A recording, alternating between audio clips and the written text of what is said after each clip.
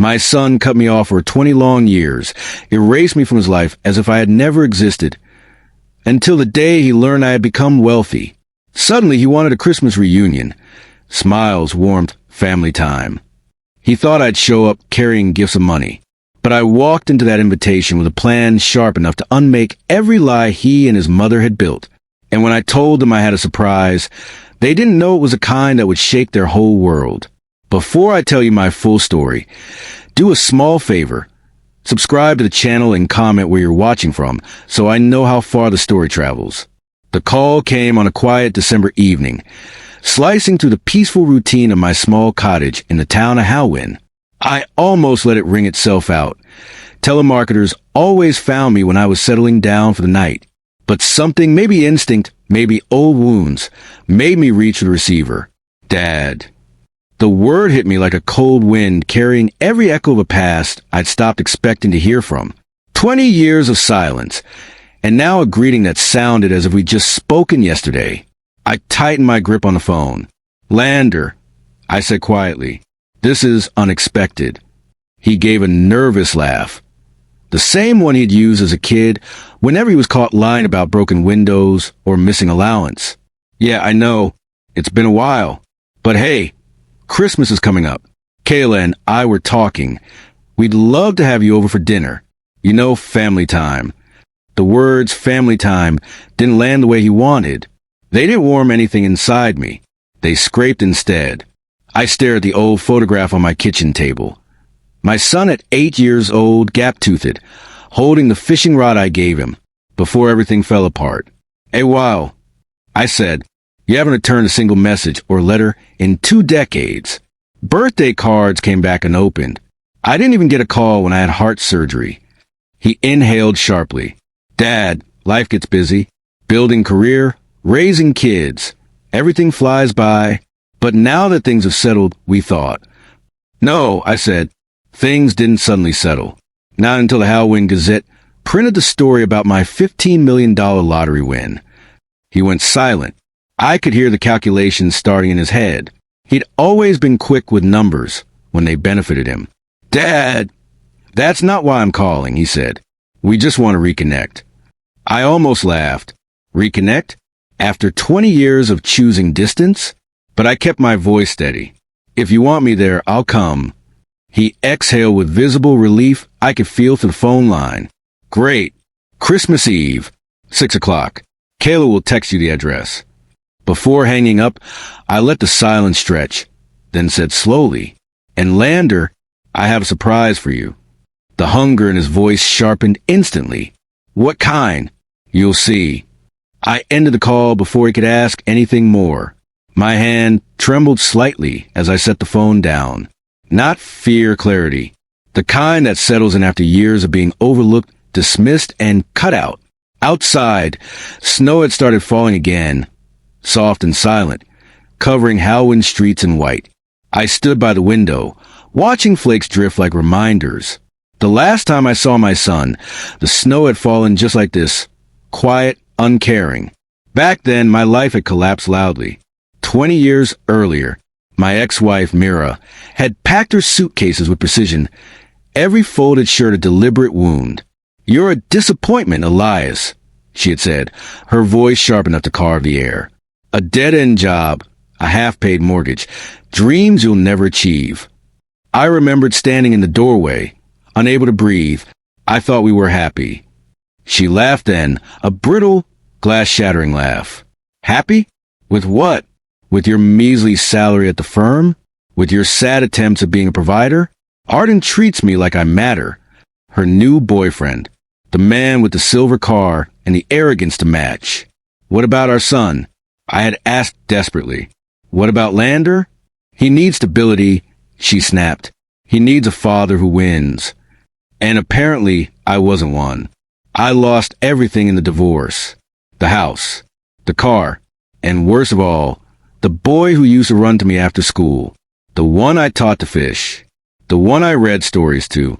At 18, Lander chose his mother easily, proudly, even coldly. You're not enough, he had said. Maybe if you tried harder. He left. And 20 years passed without his voice, without his face, without anything but a hollow ache of knowing I had been replaced by a wealthier man. I rebuilt alone. My tiny rental became home. My job became my anchor.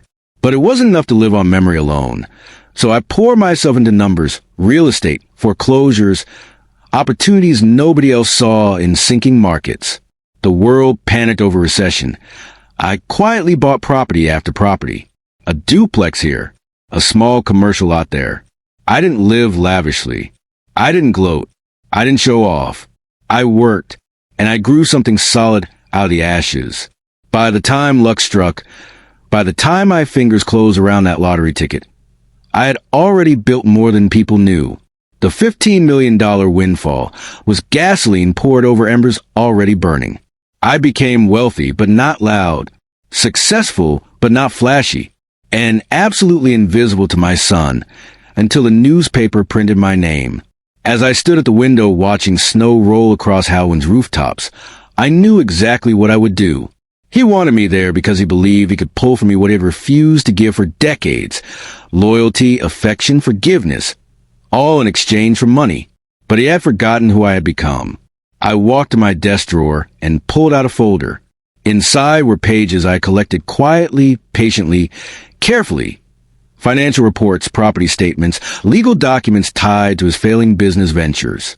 Evidence I had kept for reasons I never fully understood until now. I touched the folder's edge and whispered to the empty house. This year, the surprise is mine. And oh, it would be. What happened next changed everything. Sleep didn't settle easily after that phone call.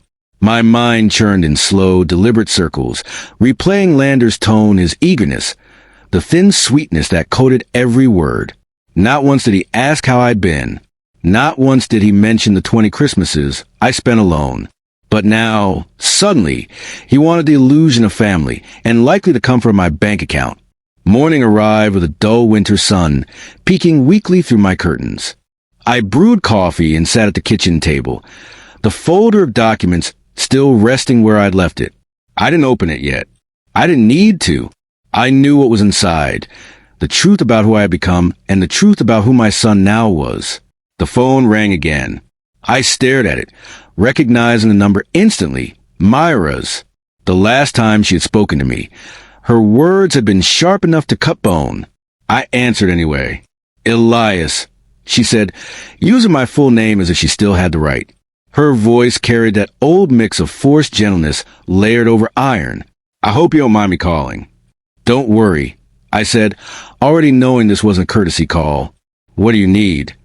She exhaled dramatically, the kind of breath that tries to convey tragedy. It's about Lander. Of course it was. He's in trouble. And I thought, with your recent financial blessings, she paused, letting suggestion thicken between us. Well, I hope maybe you could help your son. I didn't respond. Not yet. Silence is a powerful teacher. He's drowning in business issues, she continued. Investors' deadlines, pressure. He's stressed, and I'm worried. Really worried. A faint whisper drifted through the phone.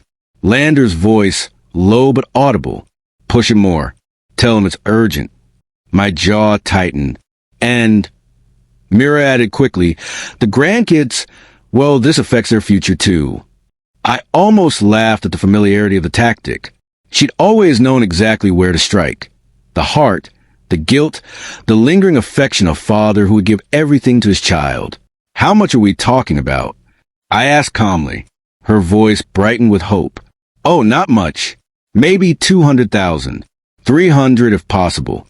Just to help him stabilize until he can bounce back. Then, faint and unmistakable, Lander again. Say 400. Maybe 400, she corrected. $400,000. Said with the ease of someone asking me to pick up groceries. I see, I said quietly. You're upset, Mira said, shifting into her old persuasive softness. I understand, but this is about family, about stepping up. Is that what family means now? I asked. 20 years of silence, and then a request for $400,000. Elias, she snapped, dropping the soft tone. Don't be dramatic. This is your son. No, I said, not anymore. "What does that mean?" she demanded. "It means I will not give a cent." The shock in her silence was almost satisfying. "Elias," she said slowly, this is foolish. You have millions. How can you refuse your own child?" "Easily," I said, "because when I needed him, he refused me." She inhaled sharply again. "You're making a mistake. You'll regret this." She hung up before I could respond. I stared at the phone after the line went dead. My coffee had grown cold, but something inside me felt warm, steady, sure. For the first time in years, I wasn't chasing affection from people who had long stopped caring whether I lived or died. But I wasn't finished. I dialed Lander's number next. He picked up quickly, voice falsely bright. "Dad, hey, didn't expect to hear from you this early. I wanted to discuss something your mother told me." I said, "About your business trouble." "Oh," he said, tone shifting immediately. "Yeah," she probably exaggerated. "It's not that bad." "I'm glad to hear that," I said smoothly, "because I'm having problems of my own." A pause. "What kind of problems?" Here it was, the test. "Financial ones," I replied. "I made a mistake with my lottery winnings. Invested poorly. Tried cryptocurrency. Lost almost everything." Suddenly, he sounded wide awake. "Oh no," he murmured, but his tone wasn't sympathy. It was calculation. "How much did you lose?" "Almost all of it," I said. "I might have enough for Christmas dinner, but nothing more." Silence. A full 10 seconds of it. Then, "Well, maybe it's best if you don't come to Christmas this year. You know, focus on sorting things out. We can reconnect once you're stable again." "That makes sense," I said, even though each word carved a deeper truth into place. "I wouldn't want to bring stress to your home." "Exactly," he said with relief. "We'll get together when things improve." "When I'm wealthy again," I corrected. He didn't deny it. "I'll text you later," he said quickly, then hung up. I sat motionless, phone still in my hand. Not angry, not crushed, just confirmed. Everything I had suspected for 20 years gathered into one crystallized truth. To them, I was only useful when I could give something. They had not called to rebuild family. They had called to rebuild their failing finances. I placed the phone down and opened the blue folder at last. Inside were documents I had assembled not for revenge, but for clarity. Records of Lander's failed businesses, screenshots of investor complaints, social media evidence of his lavish spending, and then, tucked neatly behind it, records from Halwyn Regional Clinic. The ones proving Mira had fabricated her illness for donations. Fraud layered upon fraud. They weren't simply opportunistic. They were predators. And Christmas Eve would be their reckoning. I spent the afternoon reaching out to people whose names had appeared again and again in online discussions about lost investments. Angry voices. People deceived by charm and false promises. People who deserved the truth. I didn't do it for spite. I did it to balance the scales. By evening, the first investor, a woman named Deirdre Shaw, called me back. Her voice quivered between anger and relief as she said, "If what you're saying is true, we can finally take action." "It's true," I replied, "and I'll send proof." By nightfall, 7 investors had responded. Lawsuits began forming like storm clouds. Lawyers prepared filings. Motions were drafted. A collective resolve took shape. Something powerful. Something precise. And it was only the beginning. The next morning, I drove to Halwyn Regional, where Claire printed the medical records confirming Mira had never received a single oncology treatment, not even an appointment. I walked out of the hospital with the final piece of the puzzle in my coat pocket. The snow glistened like glass under the winter sun. Everything was in place. All that remained was Christmas Eve. What happened next would dismantle everything they believed they could get away with. 2 days before Christmas Eve, Halwyn lay under a sheet of ice blue winter. The air had that brittle stillness that comes before a storm. The kind of stillness that holds breath, that waits. I found it fitting. I felt no rush, no hesitation, only a strange, calm certainty as every piece of my plan clicked into place. The investors I contacted had moved fast, faster than even I anticipated. By morning, they had formed a joint legal front, each validating the proof I provided.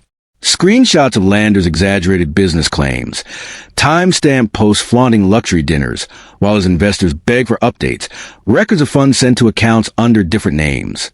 A web of deception, a pattern repeated, and now exposed. By noon that same day, I received a call from one of the lead attorneys, a man named Derek Holtz.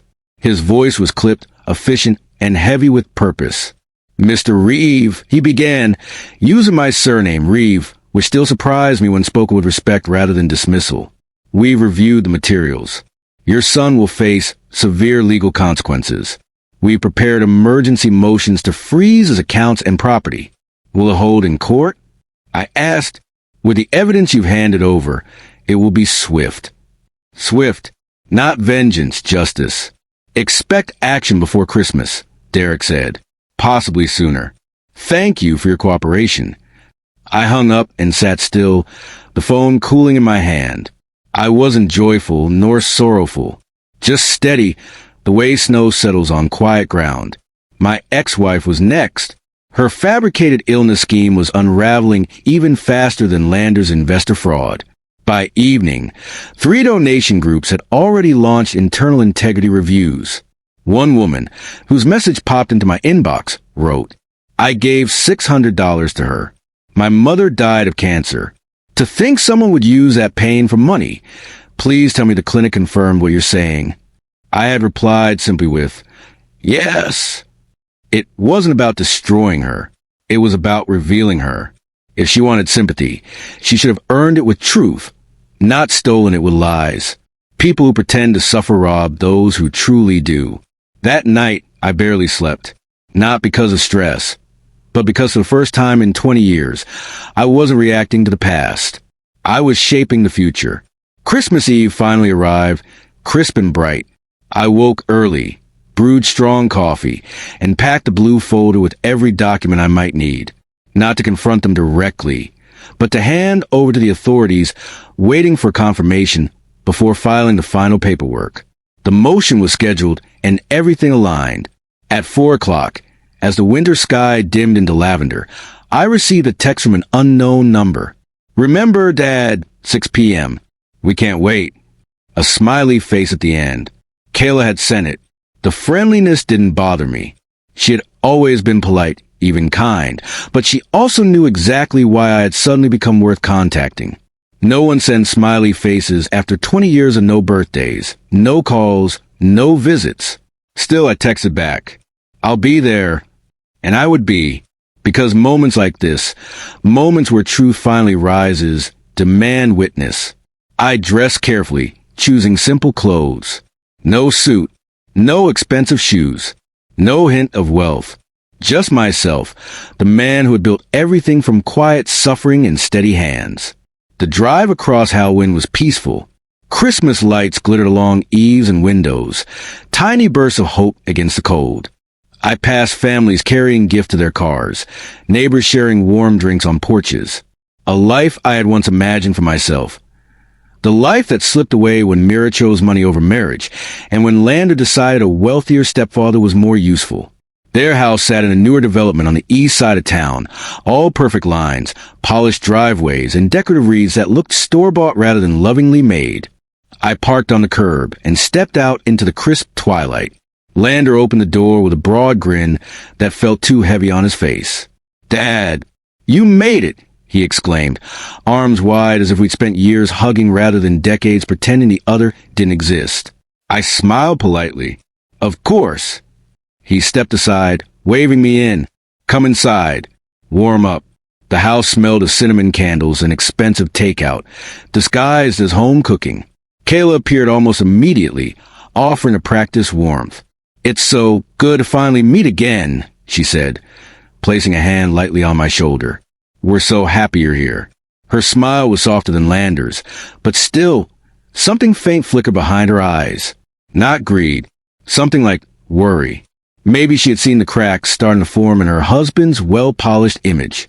Inside, everything gleamed. Oversized furniture, metallic frame art pieces, a kitchen with marble counters too perfect to be used often. I noted the mismatched luxury items. The telltale sign of purchase status rather than earned comfort. Dinner was loudly cheerful. Forced laughter. Exaggerated stories. Too much emphasis on family. Lander carved the turkey like he was hosting a televised holiday special. Kayla filled my plate with dishes that looked homemade but tasted suspiciously like restaurant catering. I answered their questions politely. Yes, I was well. Yes, I still live in the small place on Ridgeway Street. No, I hadn't been traveling much. Each answer pleased them. To them, a simple man meant simple awareness. And simple awareness meant easier manipulation. When dessert arrived, steaming and sweet, Lander leaned forward, his tone dropping into casual curiosity. So, Dad, have you recovered from that crypto loss you mentioned? There it was. Fishing. Bait laid neatly. I took a sip of water. Yes, a bit. Enough to manage comfortably. His eyes gleamed. That's great. Really great. Actually, he hesitated, then continued with a rehearsed casualness. I still want to talk with you about that business opportunity. After dinner, maybe? Kayla placed a hand on his arm, a subtle reminder not to push too early. I nodded. After dinner. He smiled wide, too wide, but fate was faster than him. A sharp knock struck the front door. 3 knocks. Firm. Authoritative. Everything in the room stilled. Lander frowned, stood, and walked toward the entryway. Kayla's hand tightened around her fork. I remained still, lifting my coffee cup slowly. Through the frosted window, a dark-coated figure appeared. The door opened. Are you Lander Harper? The man asked. Yes. You've been served. He handed an envelope. Thick, heavy, and walked away. What? Lander whispered. This is wrong. This can't be right. He flipped through the papers, face draining of color. Kayla hurried to him. What is it? Lawsuits, he choked out. Multiple lawsuits. Investors. They found me. They filed, they froze. His voice cracked. He looked like he'd been struck. Kayla read over his shoulder, hand trembling. Lander, this is possible criminal charges. I watched quietly, not gloating, not vengeful, just observant. The truth had arrived before dessert cooled. What do we do? Kayla whispered. Lander swallowed hard. We need money. A lawyer. A PR team. Something. Then his head snapped up, eyes locking on me with desperate expectation. Dad, you said you had a surprise for us. I did, but not the one he wanted. Not the one he expected. And not the one he could escape. What happened next shattered the rest of their illusions. The room felt suddenly smaller, heavier, as if the very air had thickened from the weight of everything Lander had just read. His hand shook so violently that the papers rustled like frightened birds. Kayla huddled beside him, one hand on his shoulder, the other covering her mouth as her eyes scanned each page. This has to be a mistake, she whispered. But the truth in print is louder than denial. It's real, Lander said hoarsely. Every one of these is real. They're freezing my accounts. They're demanding restitution. They're accusing me of fraud. The word hung in the air like a suspended blade. Kayla turned toward me with a hopeful desperation. Maybe it's not too late. Maybe we can settle it before it gets worse. Maybe. But she stopped because she saw the calm on my face. Not panic, not surprise, just stillness. The stillness of someone who already knew. Lander swallowed, throat bobbing. Dad, you said you had a surprise for us. Something big, something important. Yes, I said softly. I did. He took a step toward me, desperation flickering behind his eyes like failing electricity. Is it what we talked about? The investment? The help I asked for? The hope in his voice wasn't hope at all. It was demand disguised as optimism. I stood slowly, feeling every eye in the room cling to my movement. Before we get to that, I said, I think you should check your phone. My phone. He frowned, confused. Why? Because sometimes, I said gently, the world answers before I do. He hesitated, then reached into his pocket and unlocked his screen. The notifications hit him immediately. 37 missed calls, 52 messages, 9 voicemails, over 100 alerts from social media. Kayla's phone buzzed too, then buzzed again. And again, it vibrated against the granite counter, like a trapped insect trying to escape. Her face paled as she picked it up. Something's happening online. Look, I said. Lander opened a message from one of his former investors. It contained a link. He tapped it. A local news headline appeared. Ashbridge entrepreneur under investigation for multi-layered investment fraud. Inside the collapse of Harper Innovations. His face collapsed. No. How'd they find all this? How did they? Another notification slid across his screen. Breaking news alert. Joint lawsuit filed against Harper for misuse of investor funds. Sources reveal evidence of lavish spending, false promises. Kayla stood frozen, reading over his shoulder, her lips parted in disbelief. This can't be happening, she whispered. This can't be happening tonight. Not tonight. Lander's breathing turned shallow. Dad, please, tell me you didn't give them anything. I didn't answer. He already knew. He just didn't want to accept it. Kayla's phone rang loudly, cutting through the tension. She fumbled to answer it. Hello? Oh, no.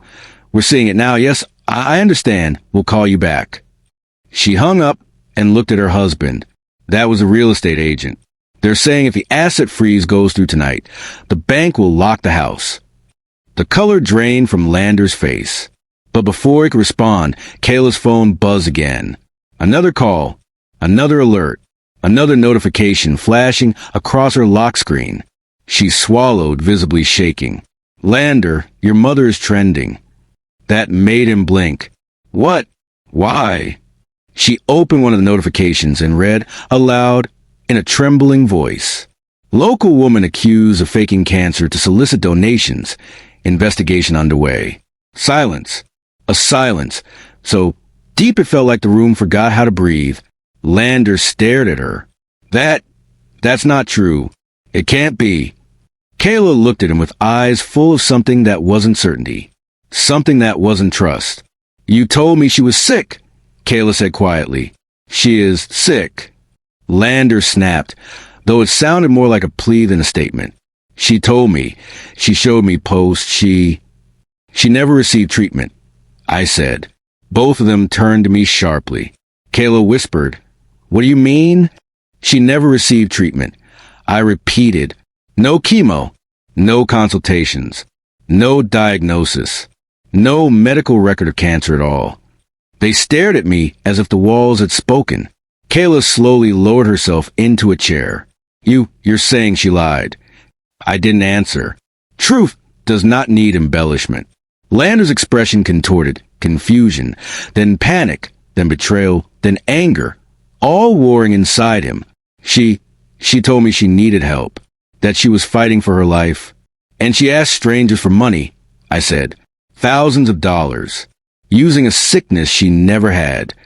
Kayla covered her face with trembling hands. This is too much. That was when Lander lost the last piece of his composure. He slammed the legal papers onto the table. Okay, listen, he said, pacing now, desperate. We can fix this. We just need a plan. We can hire lawyers. We can do crisis management. Dad, please, you're surprised. Tell me some money. Tell me you brought it. I looked him in the eyes. And for the first time in 20 years, he saw the man I had become, not the man he remembered. Sit down, Lander, I said softly. He sat. Kayla sat. The house fell into a fragile silence. This is your surprise, I said. Their confusion deepened. Everything happening right now, I continued. Every lawsuit, every exposed lie, every truth rising at the same time. I paused, then delivered the line that finally broke the illusion. This is the moment I stop protecting you from your own decisions. Lander blinked rapidly. You're saying you did this? I'm saying, I replied calmly, that your actions have consequences, and I stopped shielding you from them. Kayla stared at me as if she were seeing a stranger. Lander looked like his world had collapsed. He pointed at me with a trembling hand. You came here to punish us. No, I said. I came here to stop enabling you. He shook his head violently. You ruined me. You ruined everything. I needed you. My voice softened. You needed accountability. He froze. Kayla whispered. Why? Why now? Because, I said quietly, you only remembered I existed when you believed I had money to give. You didn't want a father. You wanted a wallet. A thick, painful silence swallowed the room. And then, the front door shook violently. A loud knock, followed by another, followed by police department. Open the door. Kayla gasped. Lander's eyes widened in slow, dawning terror. He stood, unsteady, and took a step toward the entryway. And I watched, unmoving, because this was the moment everything they had built on falsehoods finally cracked. What happened next changed their lives forever. The knocks at the door were not polite this time. They struck the house with urgency, sharp, deliberate, unmistakable. The kind of knocking that cuts through denial and demands reality be faced. Kayla's hand flew to her chest, her breath catching. Lander froze mid-step, the color draining from his face until he looked almost translucent in the glow of the tree lights. Police department. Another heavy blow rattled the door. Open immediately. Kayla's chair scraped violently against the floor as she stood. Lander, what's happening? He swallowed hard, his voice shrinking. I didn't think they'd move this fast. They? Kayla whispered. Lander, what did you do? He didn't answer. He didn't have to, because the truth was already flooding the house from every direction. Through the legal papers on the table, through the buzzing phones, through the headlines, and now through the front door. The knocking intensified. Mr. Harper, open the door! Slowly, like a man walking through mud, Lander approached the entryway. His hands trembled so badly he missed the doorknob twice before finally turning it. 2 officers stood on the porch, snow dusting their shoulders. Behind them, a black unmarked sedan idled on the street, headlights burning through the falling snow. Are you Lander Harper? The first officer asked, voice firm but calm. Yes, Lander whispered. We need to speak with you regarding multiple active complaints and legal actions filed against you. He extended a document. You are not under arrest tonight, but you are required to appear tomorrow morning for questioning. Kayla exhaled shakily, half relief, half fear, but the officer wasn't finished. We are also issuing an emergency notice of property hold due to active financial investigations. Kayla made a soft, strangled noise and gripped the doorway to steady herself. What does that mean? She asked. It means, the second officer explained, you cannot liquidate, sell, or transfer ownership of any assets until further review, including this home. The word struck harder than any knock could. This is our house. Kayla cried. We have children. And you will remain here, the officer said gently. This is not an eviction. It's a hold until the courts determine what can be released. Lander stared blankly at the papers. This is all a misunderstanding, he muttered. I meant to pay them back. I meant to fix it. I'm just waiting on more funding. Sir, the officer interrupted. The accusations involve intentional misrepresentation, misuse of investor funds, and fraudulent promises. This will be thoroughly investigated. Kayla's face crumpled, tears building but not falling. After giving instructions about reporting time and legal expectations, the officers stepped back. Good evening, they said. Good evening. As if evenings like this were normal. The door closed softly behind them. For a moment, no one moved. The house was silent, except for the faint ticking of the oversized designer wall clock. Tick, tick, tick. Then the panic broke loose. Kayla rounded on her husband. You told me everything was fine. You told me the investors understood the delay. Lander ran a shaking hand through his hair. I didn't think we'd get this bad this fast. I just needed more time. Time, she cried. We could lose everything. Our savings, the house, our children's futures. Lander, how could you let this happen? He snapped back. I was doing it for us. She recoiled. Don't you dare put this on us. You lied. To them. To me. To everyone. He pointed angrily at the folder on the table. He started this. My father. He turned everyone against me. I remained seated, hands folded, observing the chaos unfolding like a play I had already read the ending to. Slowly I stood. "Lander," I said, my voice cutting through their shouting, "I didn't create your lies. I only stopped hiding them." He turned, eyes burning with betrayal. "You should have helped me." "I did," I said quietly. "I helped you understand what it feels like when consequences finally arrive." He staggered back as if I'd struck him. Kayla stared between us, her breathing jagged. "What does that mean? Why would you do this tonight? On Christmas Eve?" Her voice cracked at the end, a fragile sound. I looked at her, not with cruelty, but with honesty. "Because tonight," I said, "you invited me into your home not to rebuild a family, but to secure money. And I needed you both to see clearly exactly what that choice costs." Kayla pressed a trembling hand to her forehead. "We were desperate." "Desperation does not excuse deception," I replied. She sank into a chair, her expression hollow. For the first time, she seemed to truly see the magnitude of what was unraveling. But Lander wasn't done. He stepped toward me, anger trembling in his words. "You're punishing me for leaving you 20 years ago. This is about revenge. Don't pretend it's anything else." I met his gaze. "It's not revenge," I said steadily. "It's reflection." He blinked, thrown by the word. "You showed me, for 20 years, that my existence only mattered when I had something to offer you. I lived with that truth quietly. I accepted it. I endured it. But now, when your entire life is built on lies, you expect me to protect you from the consequences? Why? Because we share blood." He opened his mouth, but no words came. I continued. "You didn't invite me here because you miss me. You invited a bank account. You invited a rescuer. And when I told you I lost my fortune, you rescinded the invitation without hesitation." Kayla gasped softly, looking at Lander. You told him not to come when you thought he was broke?" He didn't answer. He didn't have to. The truth landed hard. Kayla covered her face with both hands. I stepped toward the door and lifted my coat from the rack. "Where are you going?" she asked weakly. "Home," I said. "No." Lander lurched forward, his hand shooting out as if to physically stop me. "You can't just walk out. You started this."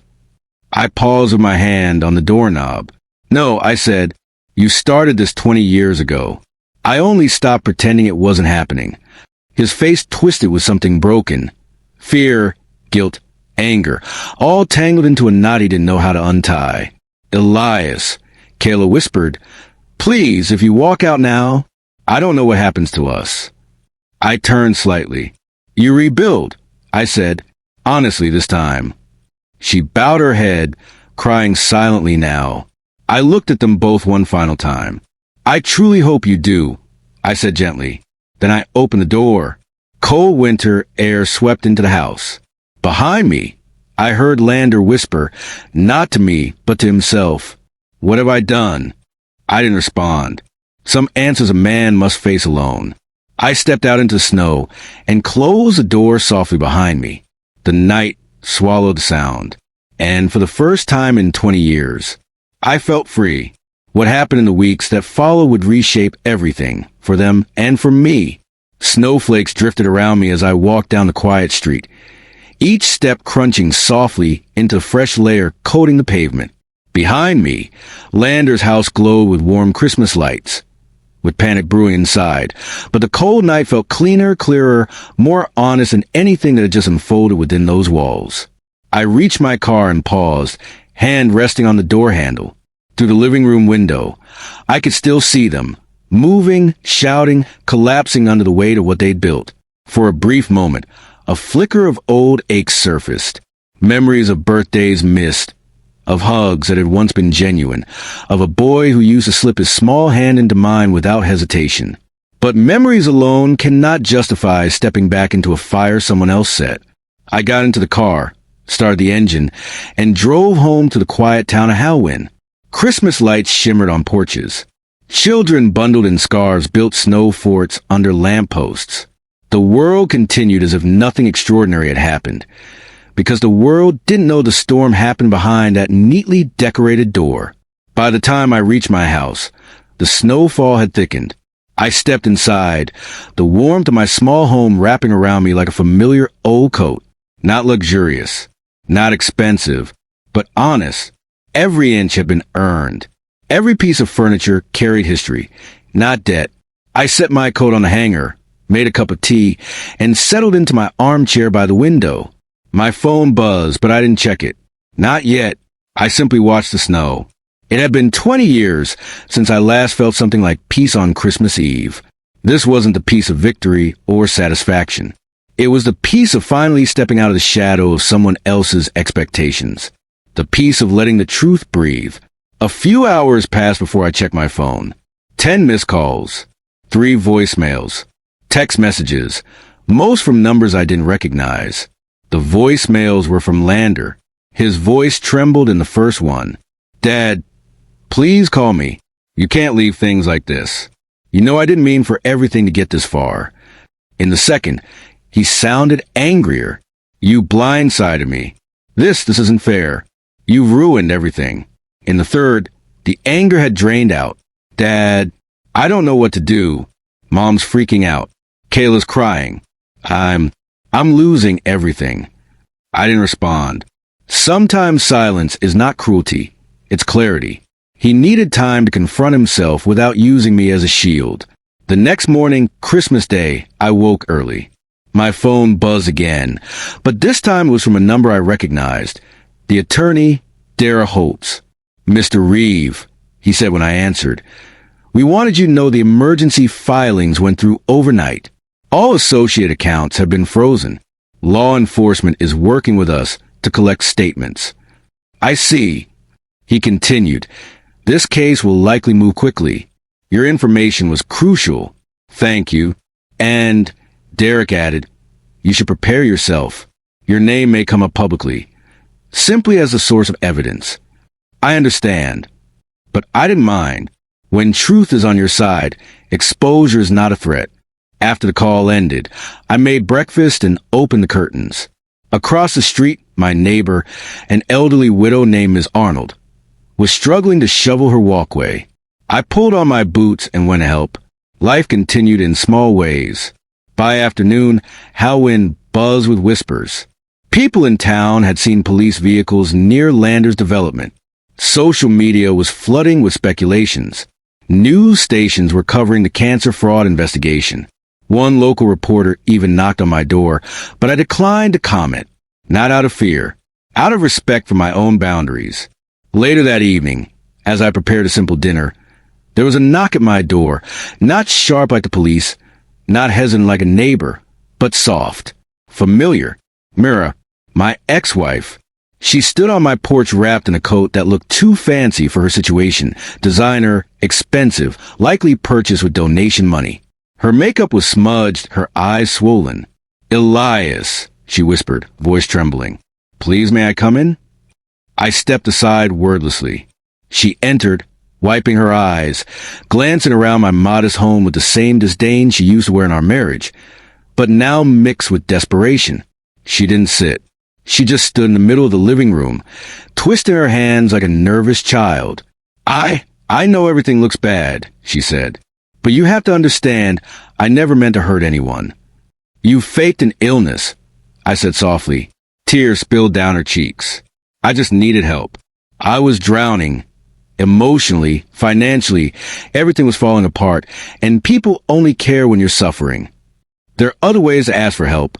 I replied, "You don't understand." Her voice sharpened, reverting to the version of her I remembered too well. After the divorce, I had nothing. Lander needed things, opportunities. You never provided. Arden had money, but he wasn't willing to hand it over. I had to do something. "So you lied," I said. She blinked, stunned that I wasn't coddling her. Please, Elias. You could fix everything. You have money. You could hire a lawyer for me. You could clear this up." "I won't." Her lip quivered. "You'd let the mother of your child go to jail? You made choices," I said quietly. "I am not responsible for the consequences." She covered her face. I never thought it would get so big. I thought people would donate a little. I didn't expect thousands. That's the problem, I replied. You weren't prepared for success and deceit. And now it has grown beyond your control. Her eyes snapped to mine, anger igniting. You're enjoying this, aren't you? Humiliating me. I'm not, I said calmly. Humiliation comes only when truth reveals itself. She sobbed again, shoulders shaking. I don't know what to do. For the first time, I said gently, you must tell the truth. She stared at me, shocked. Then, without another word, she left my house, footsteps fading into the snow. I watched her go, not with satisfaction, but with a strange sense of finality. Her chapter was closing, not because of me, but because deceit always collapses eventually. Later that night, I received a final message from Lander. Not a voicemail this time. A simple text.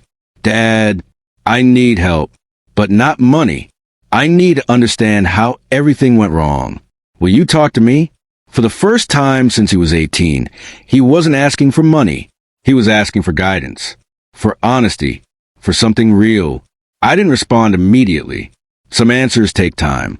I powered off my phone, sat by the window, and let the snow fall quietly outside. The world was changing, not only theirs, but mine too. And what happened next began a chapter one never expected after 20 years of silence. For the first time in 20 years, my son's message didn't demand anything, didn't manipulate, didn't circle around to money.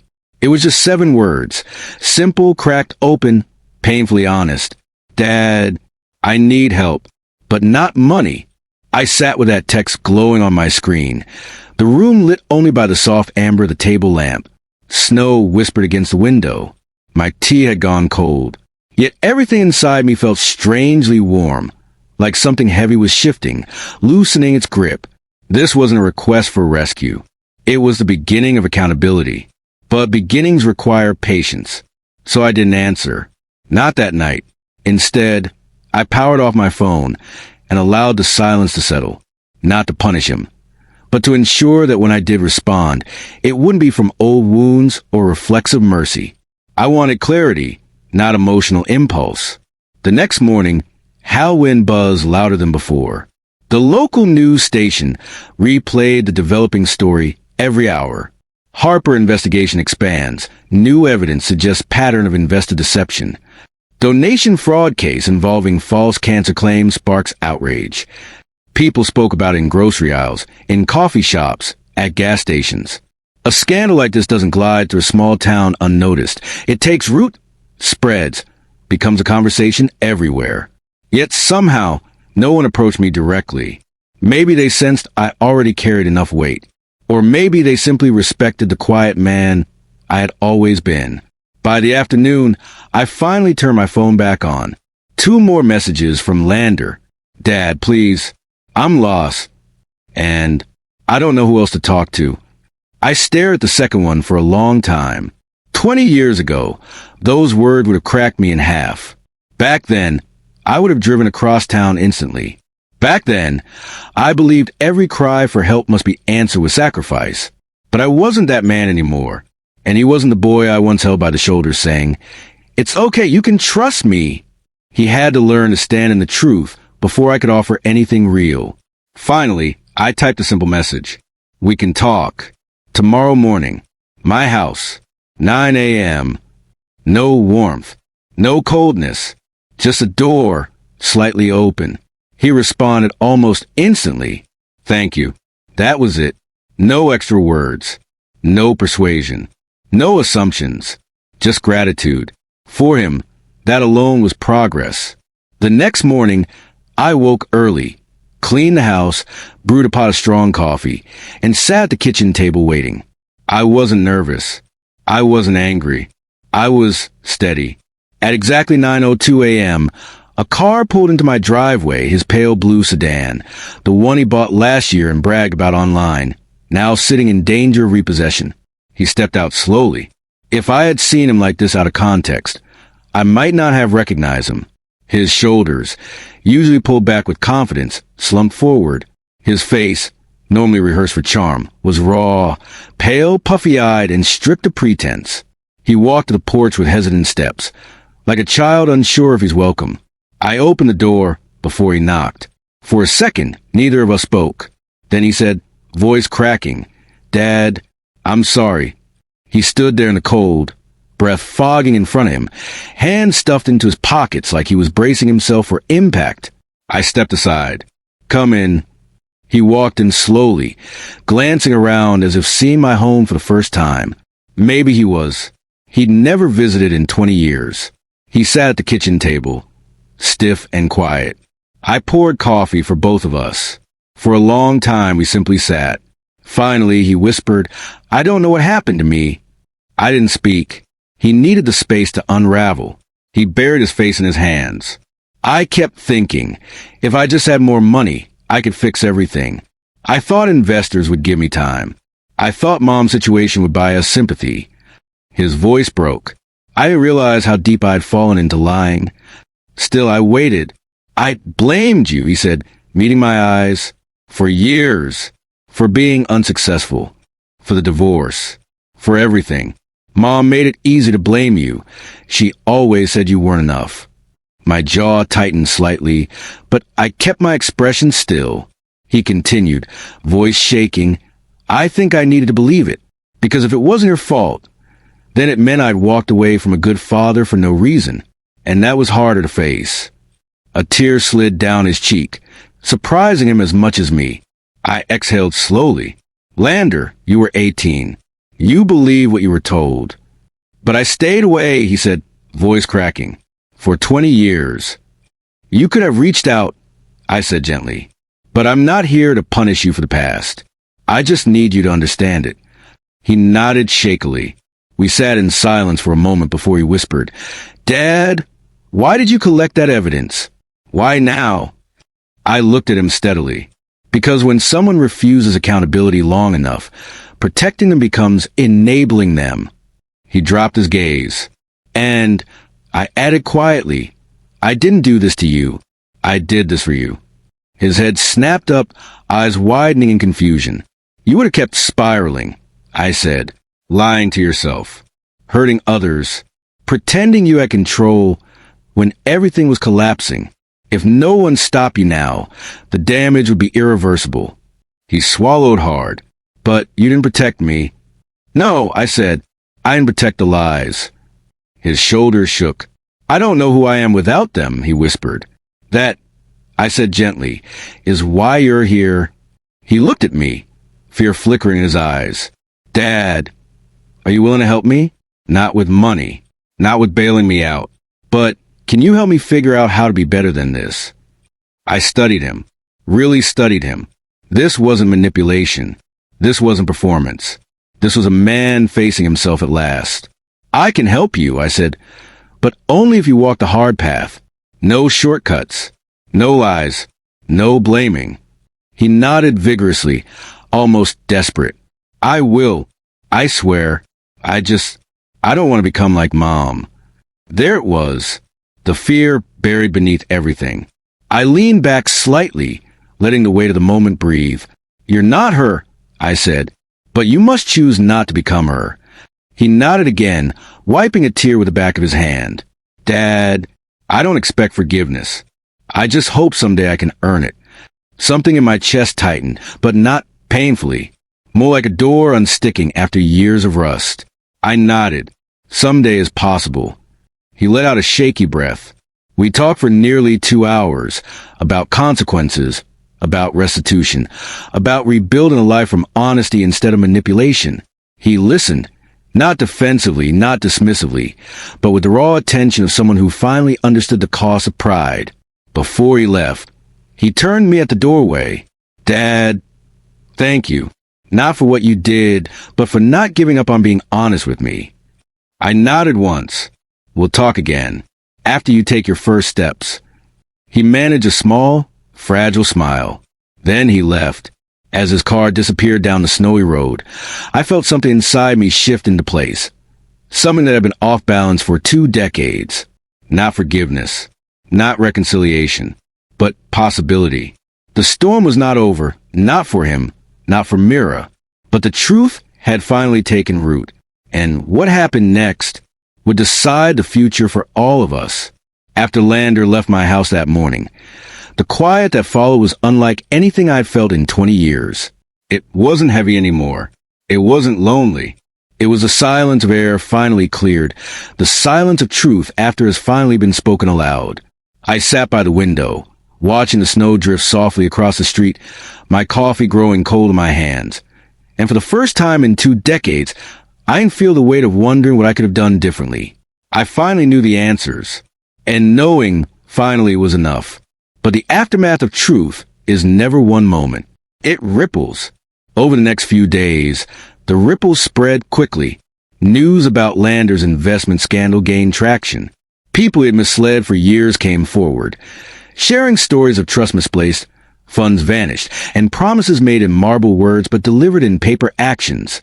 Lawyers and investigators worked with remarkable speed, unraveling layers of transactions Lander probably thought no one would ever see. At the same time, Myra's fabricated illness story seeped into the public consciousness. What began as a few suspicious donors comparing notes online turned into full-blown outrage. People posted screenshots of her messages, her donation pleas, her sad-faced photos taken in good lighting, pretending to be from hospital visits that never happened. The betrayal hit people deeply. Many had given because they'd lost family members to cancer. Others had donated even when they barely had enough of themselves. The anger was justified.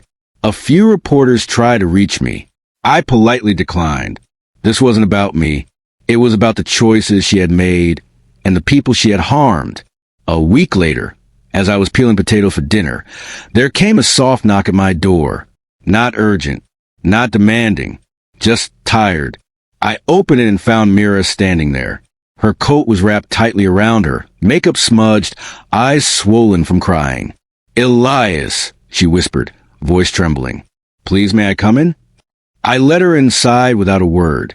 She stood in the center of my living room, hands twisting in front of her like she didn't know what else to do with them. For the first time since our marriage ended, she didn't look sharp or in control. She looked small, worn, and frightened. "I know you hate me," she said softly, "and I know everything is terrible right now. But I need to explain. You faked an illness." I said gently, not unkindly. "There isn't much to explain." She broke instantly. Tears spilled down her face, shoulders shaking. I was drowning. I was so alone.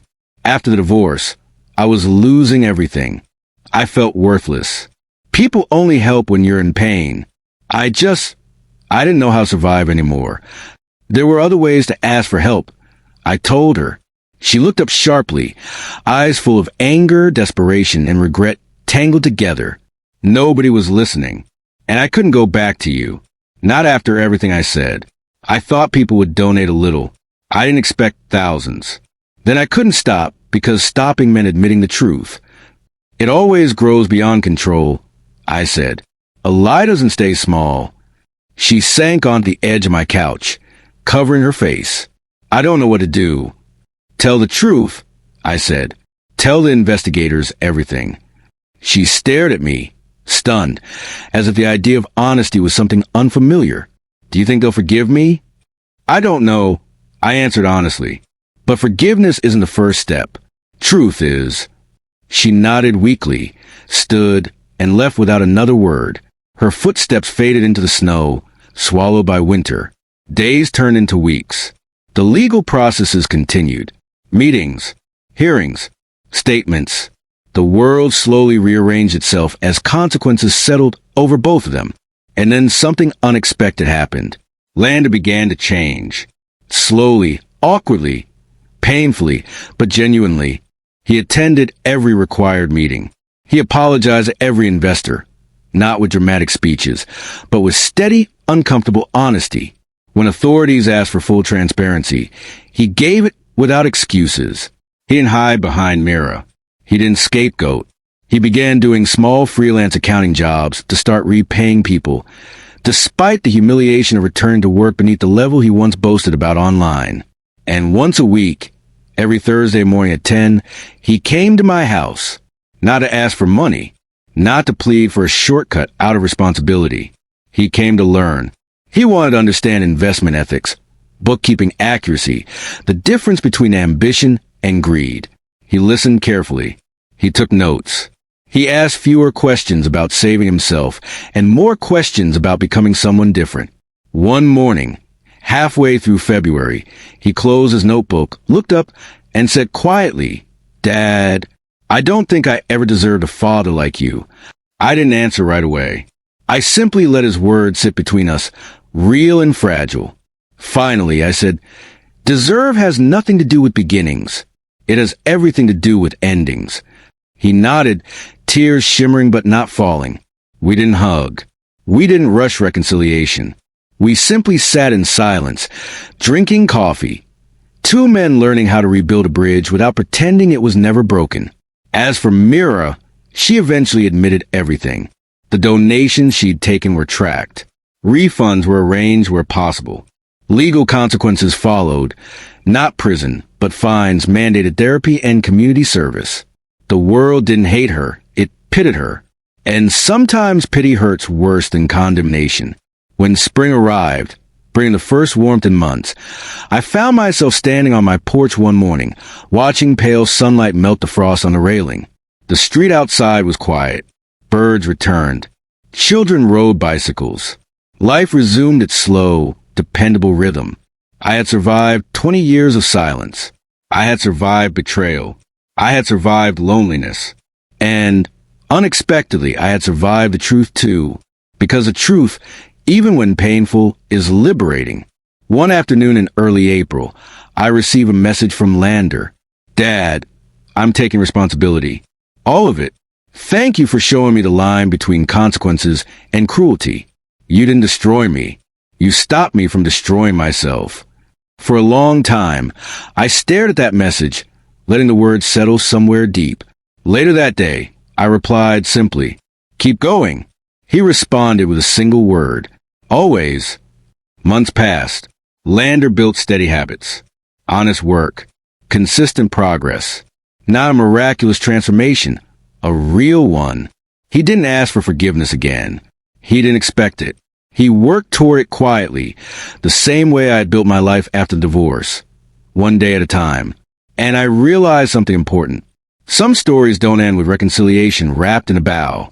Some endings are quieter, rooted in accountability, understanding, and a slow rebuilding of respect. And that was enough. Now, as I sit here months later, writing this memory down, I understand exactly what I needed all along. Not revenge, not validation, not apology. Just honesty.